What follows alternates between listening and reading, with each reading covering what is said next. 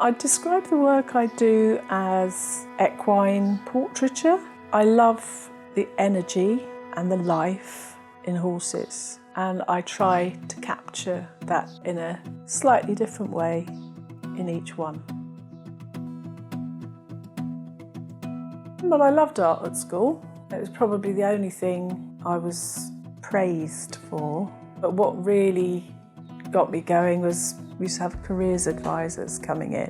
When I said to them that I wanted to be a wildlife illustrator, she just laughed and sort of said, well, you know, good luck kind of thing. And that made me think, okay, right, that's what I'm going to do. That was the point where I decided that's the way I'm going to try and go. The medium I work in, I use a small amount of gouache, which is a water-based paint, but mainly I use watercolour pencils. You mix the colours on the board as you work.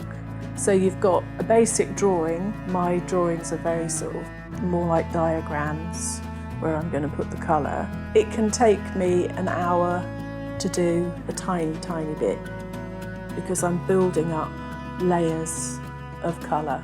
Sometimes you add water to it, but when you add water to it, it changes the colour completely.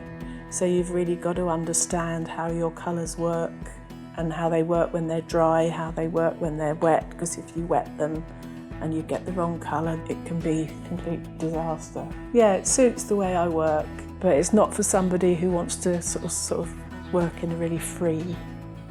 You've got to be concentrated and you work on small pieces at a time.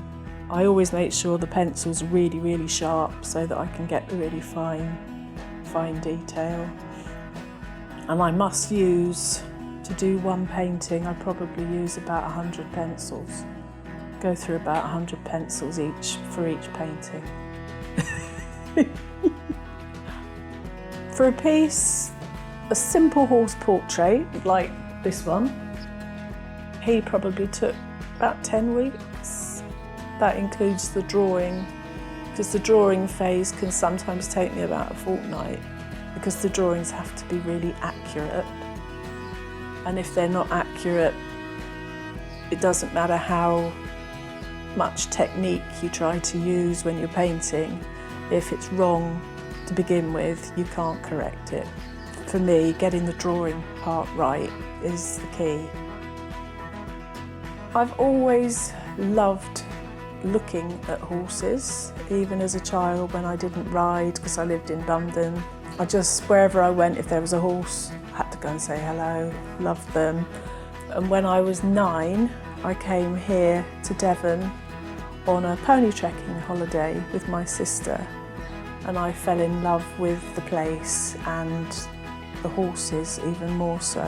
Trying to capture even just a small part of that in a painting. You know, you can never capture it all, but there's a certain sort of magic about them. And if you can capture a small part of that, then I think, well, for me, it's a special thing to be able to capture it, yeah.